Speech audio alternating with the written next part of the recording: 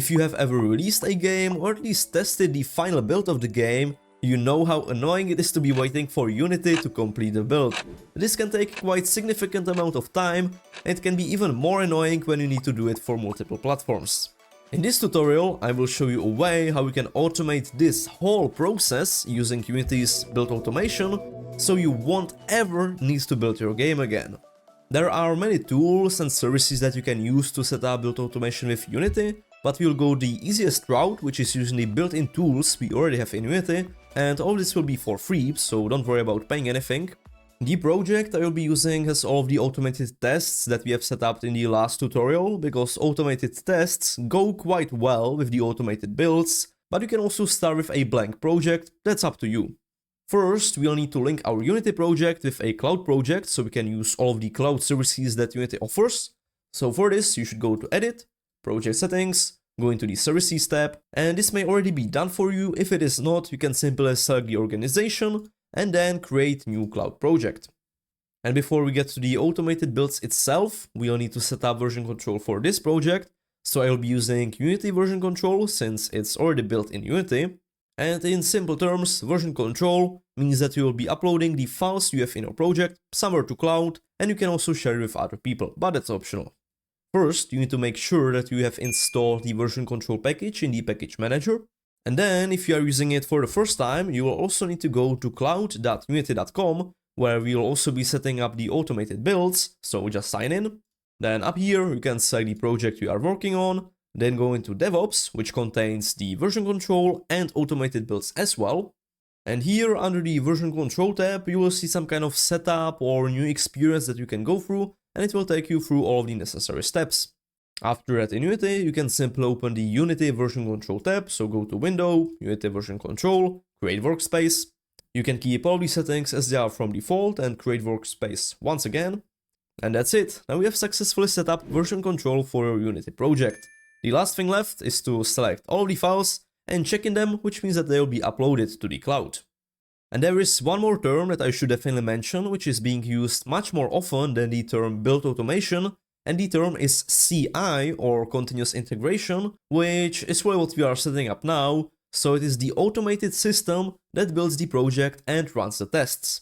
And there is also one term which is really similar, that is CD, which means that after the build is automatically created, it will also be automatically released.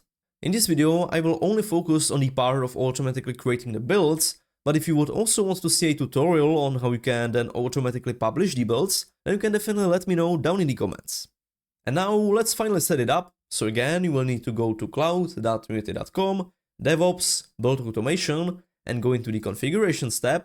Now at the top, if you're using Build Automation for the first time, you may see some kind of a little tooltip which will be telling you to start free trial, so you can click that. In the free trial, what is included are 5 GB of cloud storage and 200 Windows build minutes. With this, you'll be able to create like 20 builds or even more. After you have started your free trial, we can click the Get Started button, which will take us through the initial setup. So first, what is the version control we are using? In this case, we are using UVCS. Here, I suggest you to choose the custom option so that you can specify the organization and all that stuff you are using. In my case, I'm using Freedom Coding Cloud, and this is it for the basic settings, but we also have more. For example, in the project configurations, you can set up whether you want to be caching some files on the Unity servers, such as the library, which I definitely recommend, and some other options that is not really that important right now. After that, we can go to the configuration step once more and set up the target, where each target can be built for different platform, with different scenes, different configurations, and so on. So for now, I'll be making just one target, which will be for Windows. So let's go to the target setup. As I said, it's going to be Windows 64-bit. Here you can select the repo that you are using, the branch, which most likely will be the main branch. Then you should specify the Unity version, so you can either let it automatically detect the Unity version, or what I prefer is just to write it in.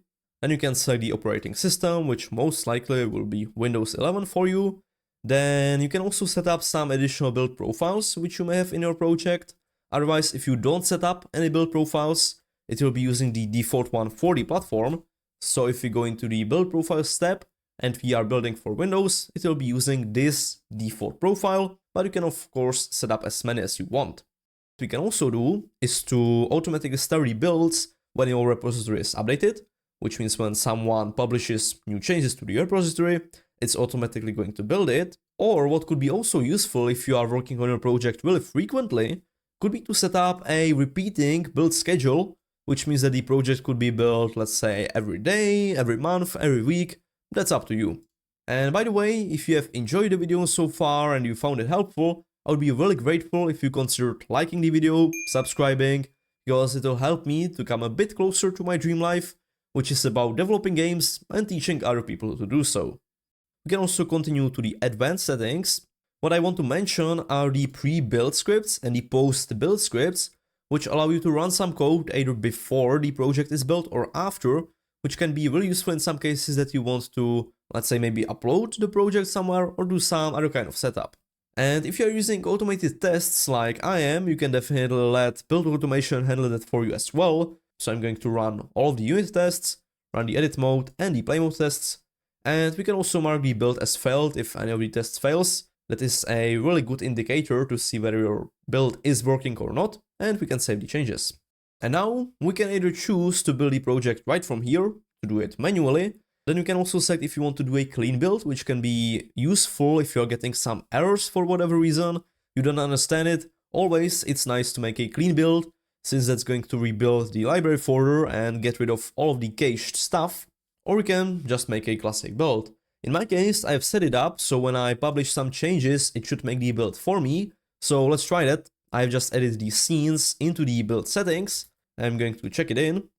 In the build history, we can see the build is already running, and there are two important metrics that you should probably take a look at.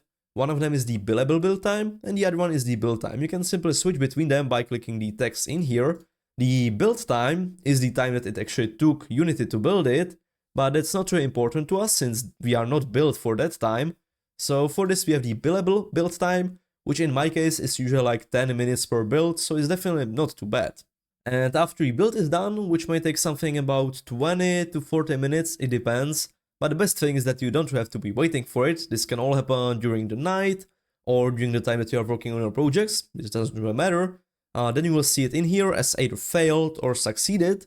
You will also get a notification in your email and all of the team members as well. So then you will get the link where you can install it, get the log, all of the errors and so on, which is really useful. You can also see all of this in the build details. So we can see this build has succeeded, it is taking up this much space.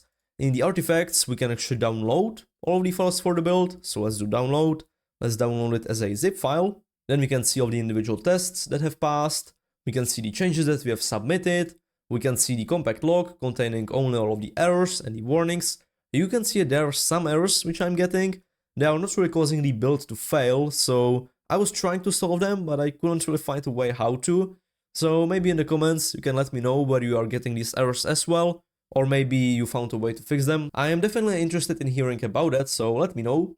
Here I have the downloaded files and it works well just like any other build, so you can simply open it and you will see it's going to behave just as a usual build.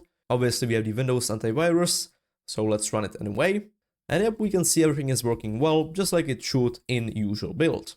You can see that setting up build automation for your projects will definitely have huge benefits. It's mainly going to be less annoying for you since you won't need to make the builds again, you won't need to wait for Unity. It will also save you quite a lot of time, which you can spend elsewhere by actually working on the project instead.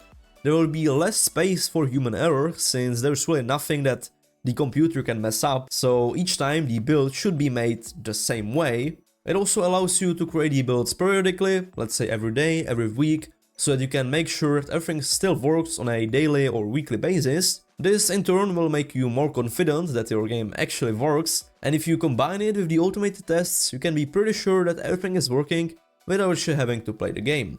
So would you be interested in a tutorial about how you can set up the continuous deployment so that the builds would then also be automatically deployed to Google Play Store, Steam, itch.io? So about that, let me know down in the comments. Anyways, I hope that this video was useful. If you have any questions and suggestions, you can also leave them down in the comments. Don't forget to like, subscribe, and I will see you in next videos. Bye!